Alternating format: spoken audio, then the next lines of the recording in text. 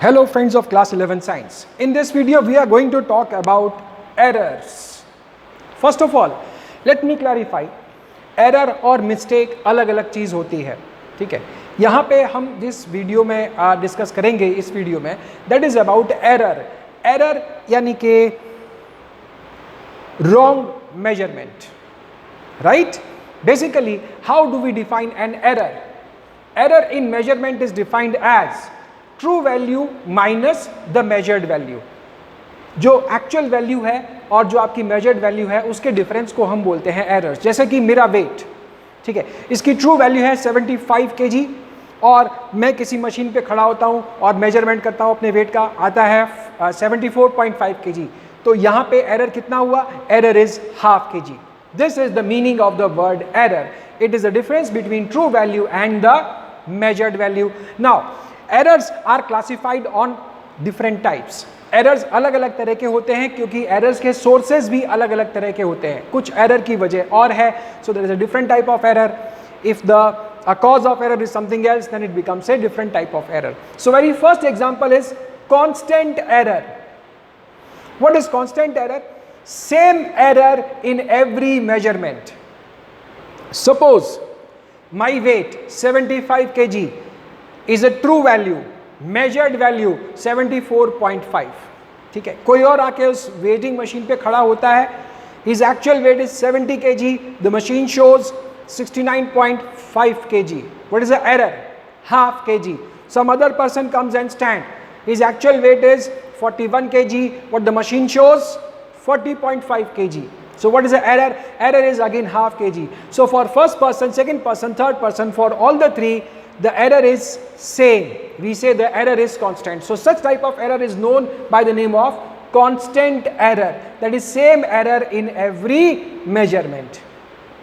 Second type of error is the systematic error, जो system के अंदर ही होता है. Right? Systematic error means the error which is there inside the system. Now systematic error are again classified into 4 different categories. First is instrumental error.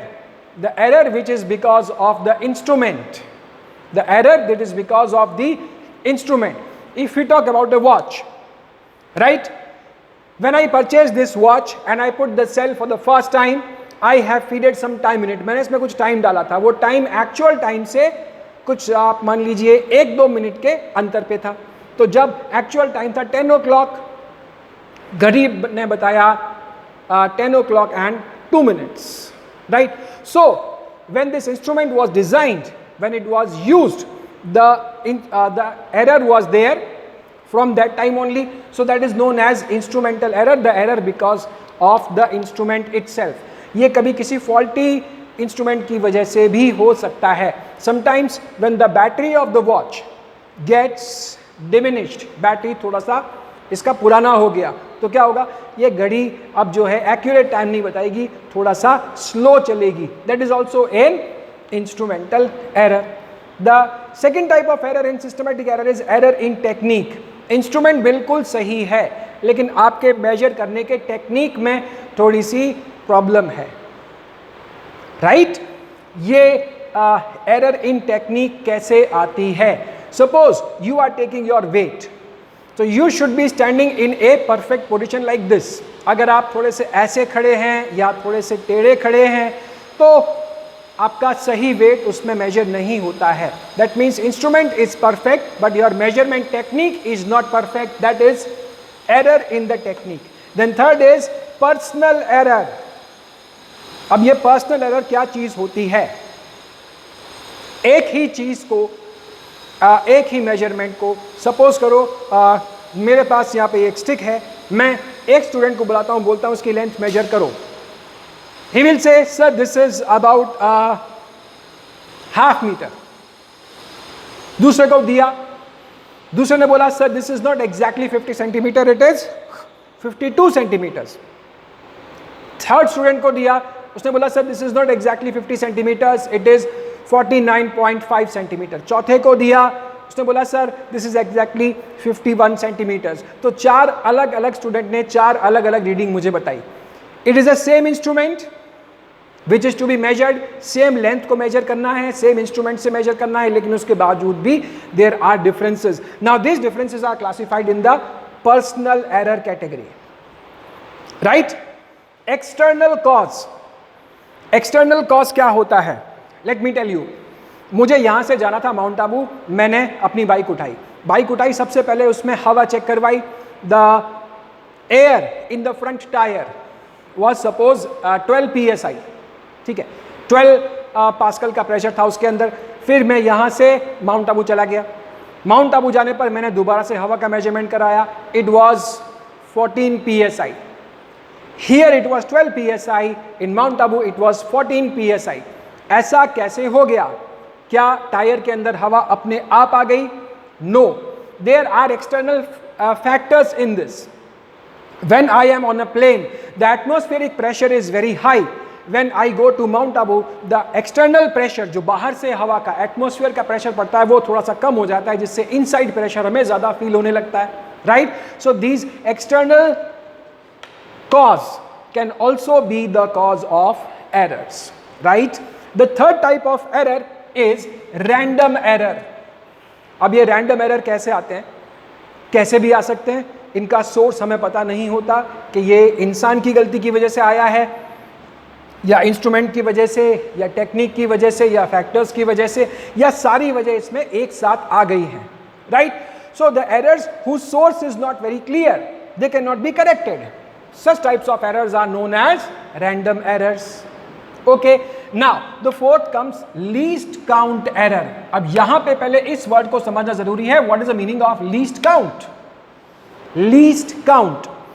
Least count means the smallest measurement that can be taken from an instrument. किसी भी instrument से जो आप छोटी से छोटी चीज major कर सकते हो उसको कहते हैं least count. जैसे if I stand on the weighing machine, the smallest measurement it can take is of 100 grams. उससे छोटा मेजरमेंट उस मशीन में नहीं आता. If I wish to take the least count of this watch, Now the least count of this watch is 1 second. 1 second से छोटा time ये वाली घड़ी मेजर नहीं कर सकती है. राइट.